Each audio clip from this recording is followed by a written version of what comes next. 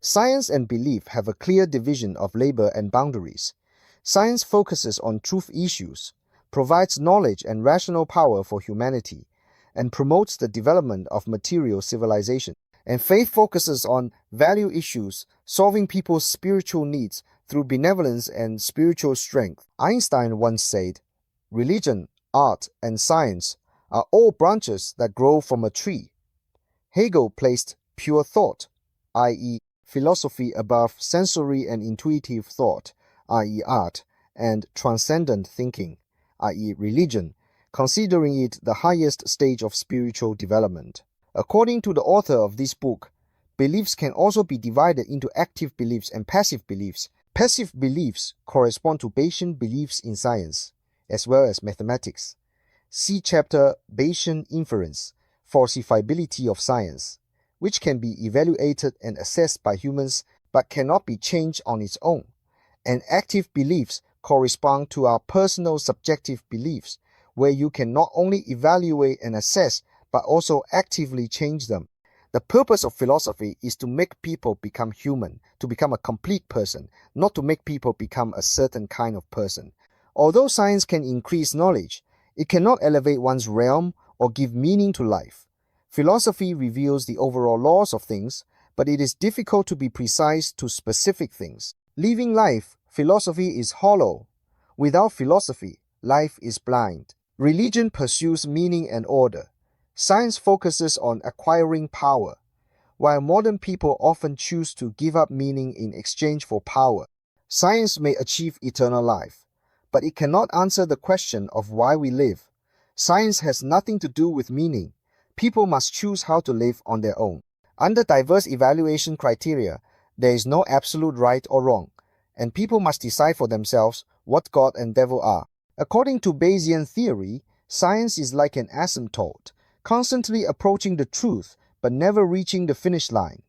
Philosophy and religion, on the other hand, are achieved through assumptions and beliefs, even though they may be wrong.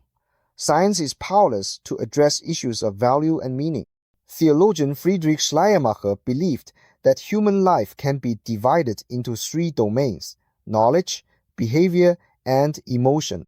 Knowledge belongs to science and describes what the world is. Behavior belongs to morality. Emotions belong to religion, explaining why the world exists in this way.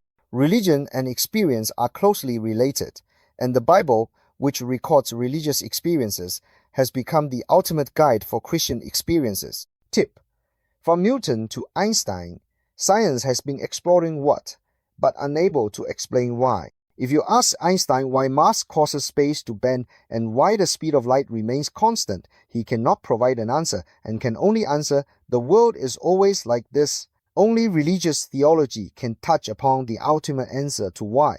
In addition, experience, see chapter Experientialism, tells us how to feel better and more valuable. How? Einstein once said, "I used to think that if I could ask God a question, I would ask how the universe started, because once I knew that, everything else was just an equation. But as I grew older, I no longer cared about how the universe started, but wanted to know why he created it. Once I know this answer, I will know the purpose of my life." The difference between science and religious emotions can be understood as follows. 1. Scientific truth can withstand doubt. Only what can be doubted is worthy of being called scientific truth. 2.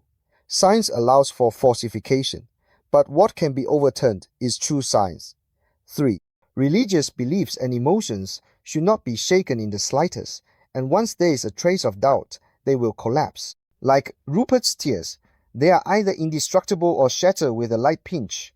Art and beauty are spiritual creations, while technology is just a tool. So we often say that the core of Apple is to create a spirit, such as the artistic aesthetics of technology, uniqueness, and experience first, rather than simply manufacturing tools, such as the iPhone. Scientists study knowledge and common sense, not higher-level understanding and wisdom.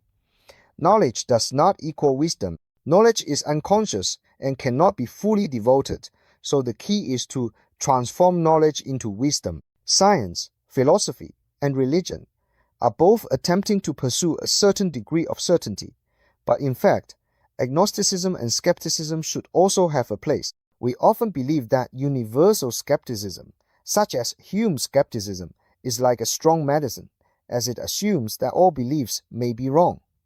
At the same time, it is also believed that it may be a poison, as it can push people's beliefs into the vortex of agnosticism and even lead to nihilism and relativism. However, the opposite is true. Widespread skepticism has not sparked nothingness, but has instead become a driving force for the progress of human civilization. It forms the foundation of critical thinking, agnosticism based on universal skepticism. The biggest obstacle to breakthrough innovation comes from cognitive boundaries, and it is precisely agnosticism that reminds us that everything we believed in the past may not be correct, fundamentally breaking our inherent thinking patterns. Therefore, Einstein once said, "A person must have reverence for the universe and life because they are full of mysteries that can never be explained clearly." According to the author's personal opinion, 40% of the world will never be known. Science will solve 30% of the known part, and metaphysics, including philosophy, religion, etc., will solve the remaining 30% of the known unknown part. The beliefs proposed in this book can be regarded as a broad belief, which includes science, philosophy, metaphysics, faith, psychology, etc., and integrates them into the same sensory intelligence realm framework, as detailed in the chapter Sensory Intelligence Realm Words and Deeds. Perception, Wisdom, Thought, Realm, Language, Action, Sextet. 6-in-1, 6-in-1, 6-in-6. I am Wu Huaiyu, a PhD from the Chinese Academy of Sciences and a postdoctoral fellow from Peking University, and the founder of AI Philosophy.